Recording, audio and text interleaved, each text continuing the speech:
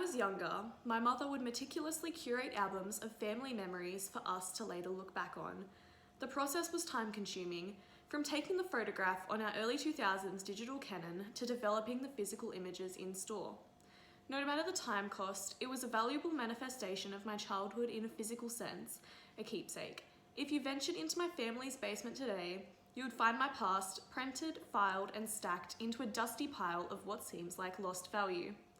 Many modern citizens across a range of generations have experienced a loss of traditional value when transitioning to a largely digitalized system of living. Although digitalization creates convenience in an immediate sense, it also diminishes value of practices we once cherished. The digitalization and personal use of media technologies have destabilized the traditional dichotomization between mass communication and interpersonal communication. To uncover contemporary attitudes towards this phenomena, I surveyed a range of individuals, asking them which image storing method they prefer. Over 60% of respondents argued that they value physical photographs more. Reasoning ranged from historical memories, it just seems authentic and real, and finally, being able to look through photo albums and remember good times or see milestones.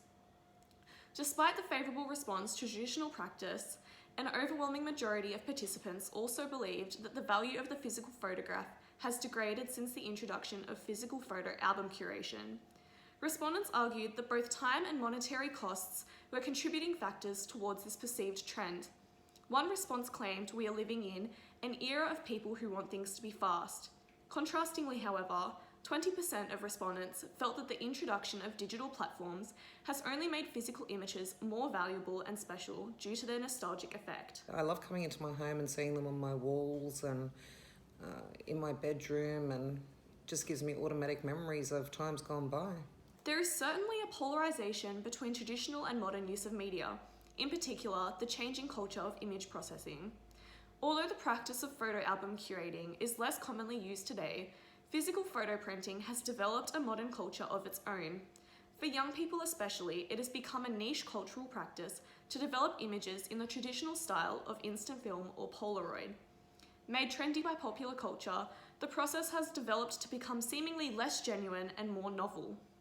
Instant film has been described as going beyond nostalgia. In today's fast-paced digital world, a tangible object outside of your phone screen becomes a valued artifact.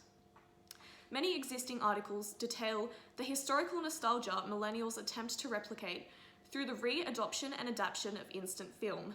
Perhaps this shines light on a modern subconscious desire to live in a digital technology-free world. The attitude towards this cultural practice seems to be positive from all generations. All their memories of childhood seem to be lost in the digital world, and God forbid that their computer crashes and they lose those memories, because they won't be retrievable. I think it's a positive practice in having photographs that are more of a keepsake.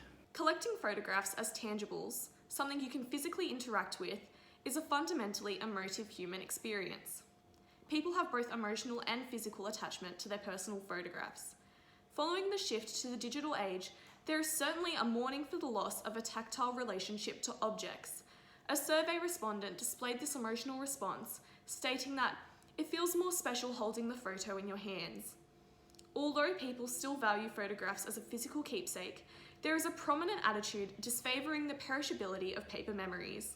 It becomes a question of trust, where individuals are choosing to store their images reflects on their comfort with each platform. I feel that I can look at it and then keep it instead of worrying about digitally, especially the way I am with my computer, and I lose them and they're gone.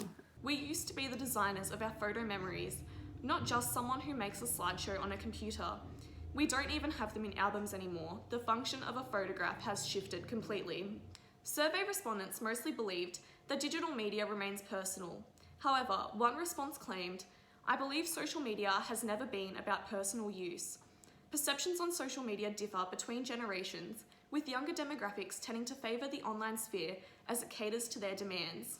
Within today's society, there have become issues with the online public sphere dominating personal spaces and creating blurred lines between acceptable media use. This newfound dynamic of mass media and communication instigates a new paradigm of media use, wherein society experiences content desensitization and an overall loss of value to traditional media. The digitalization of images within modern media use is no exception to this.